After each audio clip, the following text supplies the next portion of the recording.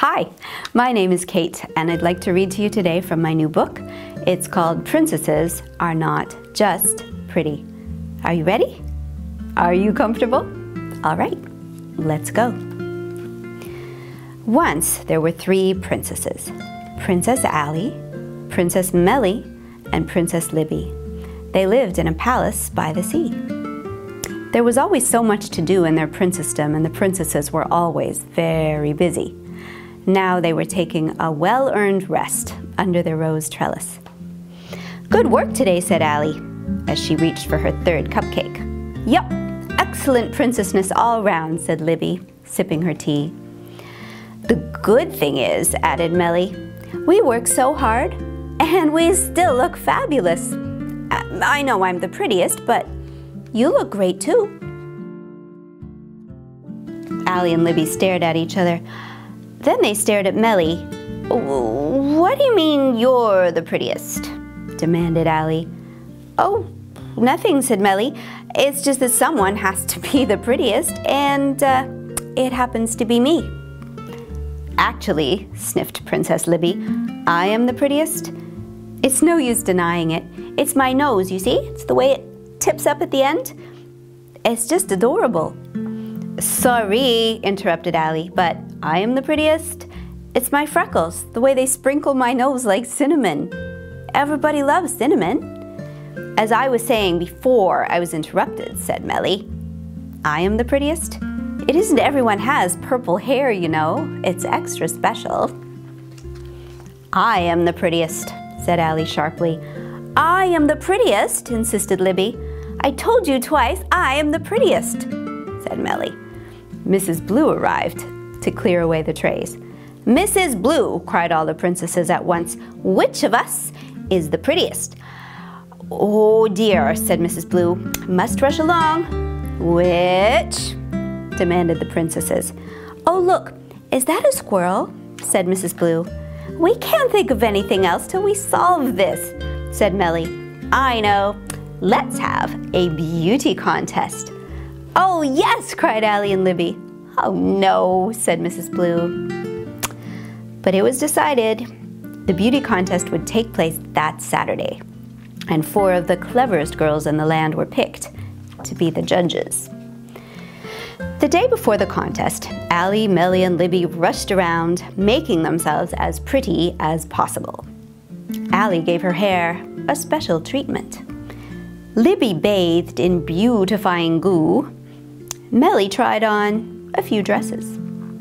Then Ali performed some strengthening exercises. Libby drank a health potion, and Melly practiced walking gracefully. Then Melly wrote a victory speech. Ali developed the perfect curtsy. Libby tried out an elegant wave.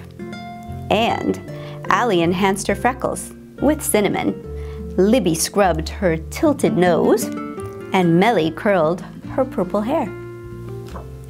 And they all went to bed and dreamed of being the prettiest.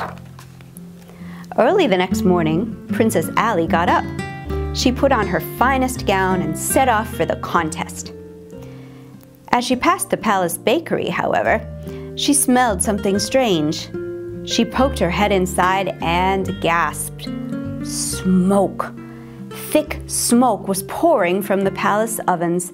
The servants had gone off to the contest and forgotten the royal bread. Ali grabbed a hose and sprang into action. Whoosh! Meanwhile, Libby put on her loveliest gown and marched out, nose first, to the contest. But as she passed the park, she heard a sound. "Help! Oh no! Oh, help me!" It was coming from the duck pond. Libby raced over just in time to see a little girl wading into the deep mud by the side of the water. "My kitty fell in! Oh, he can't swim!" cried the little girl. "I can swim," called Libby, and she did. Splash! Meanwhile, Princess Melly was ready for the contest. She strolled out thinking her hair had never looked purpler. But as she walked along the lane, she heard a small voice shouting, "Pigs! Pigs! Get back here, pigs! pig alert! Oh, wait! Past her feet ran a line of piglets, followed by a small boy in a muddy shirt. "Oh, help, princess!" he shouted. "My pigs!" So she helped. Splat. Meanwhile, at the contest hall, the people were getting restless. Mrs. Blue tried to help. She sang a few songs, she played the accordion, she even performed a dance. But where, oh where were the princesses? At last the royal page blew his trumpet. "The princesses have arrived," he announced.